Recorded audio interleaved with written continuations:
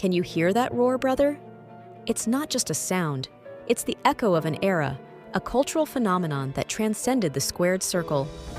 For generations, one name stood taller than any other, a beacon of strength, charisma, and pure, unadulterated Americana, Hulk Hogan.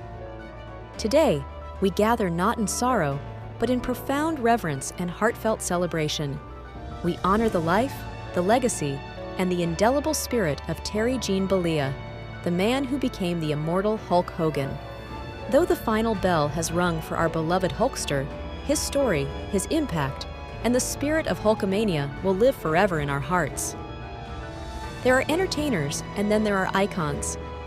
People whose presence doesn't just fill a stage or a wrestling ring. It fills the very fabric of our culture, shaping our childhoods and defining an entire generation. For professional wrestling, for pop culture, for millions of us who grew up believing in the power of good, that person was unequivocally Hulk Hogan. The thunderous roar of Hulkamania wasn't merely a sound. It was the soundtrack to an era of boundless optimism and larger-than-life heroes. It was a rallying cry that united millions, from the youngest fan in the nosebleeds to the seasoned wrestling purist. And though the man behind it all, Terry Gene Bollea, passed away July 24, 2025, age 71 years, from a heart attack, his story, his unparalleled charisma, and his monumental impact refuse to fade away. Instead, they resonate louder than ever, a timeless anthem of inspiration. The medical examiner confirmed acute myocardial infarction, a heart attack, as the cause. It's a stark, humbling reminder of our shared human vulnerability, even for a man who seemed invincible.